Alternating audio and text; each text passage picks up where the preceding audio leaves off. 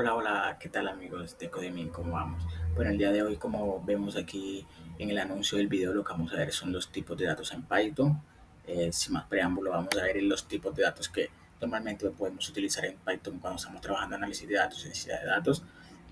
Uno de los primeros datos que podemos encontrar siempre son los booleanos, es decir, cuando una variable, una característica de algo en nuestra información contiene un true o contiene un false, es decir, puede ser verdadero o puede ser falso. También tenemos un tipo de datos súper importante y muy común que sería el entero, que en el caso de Python sería con la letra int.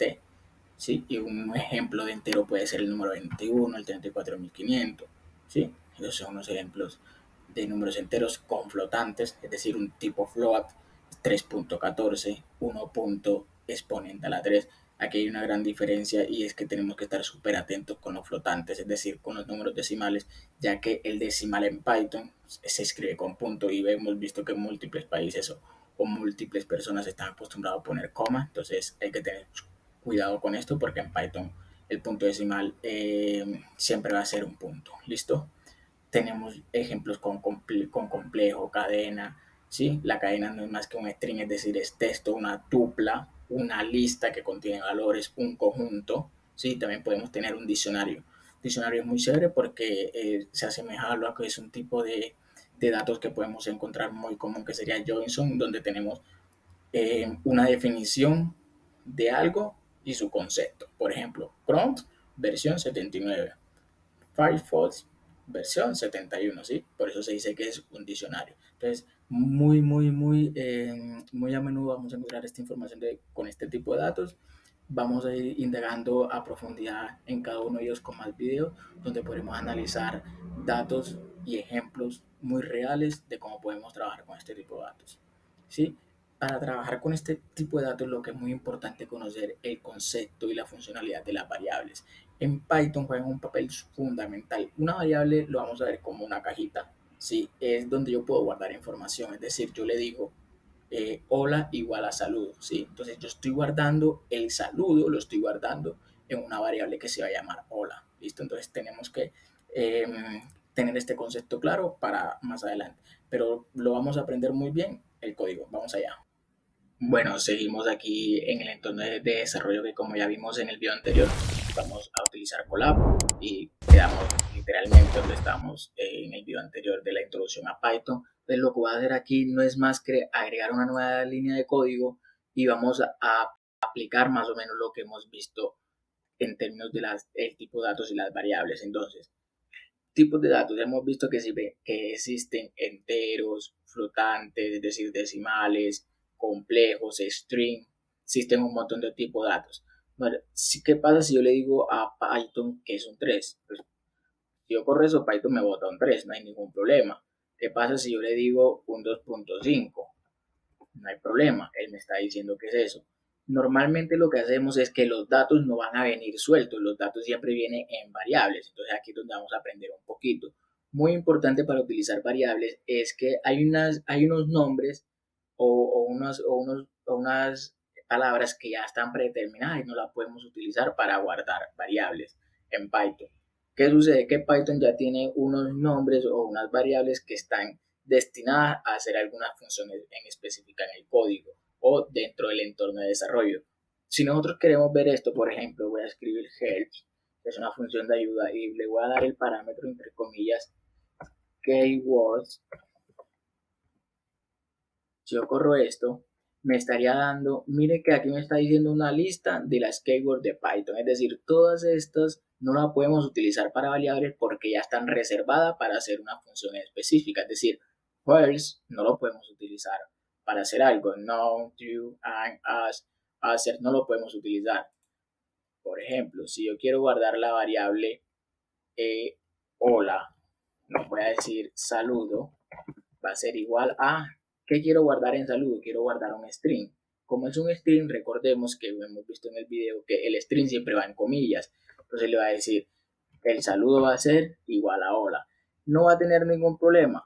Python me lo va a correr sin problema. Mire que aquí lo tenemos. Ahora, Python lo que ha hecho internamente es que el hola lo ha guardado acá. ¿Qué pasa si yo más adelante en mi código quiero ver hola o lo quiero utilizar?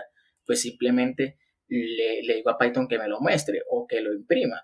Existen dos maneras, que yo le diga saludo y lo corra, le voy a dar acá, y él me bota hola, ¿listo? O también puedo jugar con el famoso print, donde yo le digo, imprímeme lo que tiene la variable saludo. Debe salir, pues hola, ¿listo? Es naturalmente lo que debe salir. Ahora, resulta que los keywords, ¿qué es? Que si yo quiero guardar una variable como no, o true o and, no me va a permitir hacer esto. ¿Por qué? Porque ya esto está guardado para una función específica en Python. Por ejemplo, si yo quiero guardar false igual a falso en español,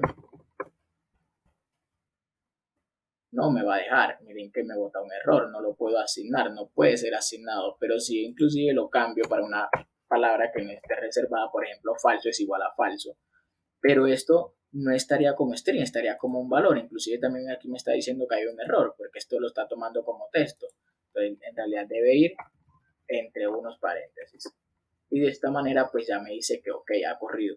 Así también podemos probar con los números, con los enteros, con los flotantes. Ahora ustedes dirán, ¿cómo yo sé qué tipo de datos estoy trabajando? Existe una función llamada type que me dice este tipo de dato. Por ejemplo, ¿qué pasa si o alguien ha guardado esta variable llamada falso, pero yo estoy haciendo código y esa variable está hecha muy arriba y no sé qué tipo de dato es? Yo lo que puedo hacer es decirle type y le voy a entregar el nombre de la variable, que en este caso es false, que en este caso es falso.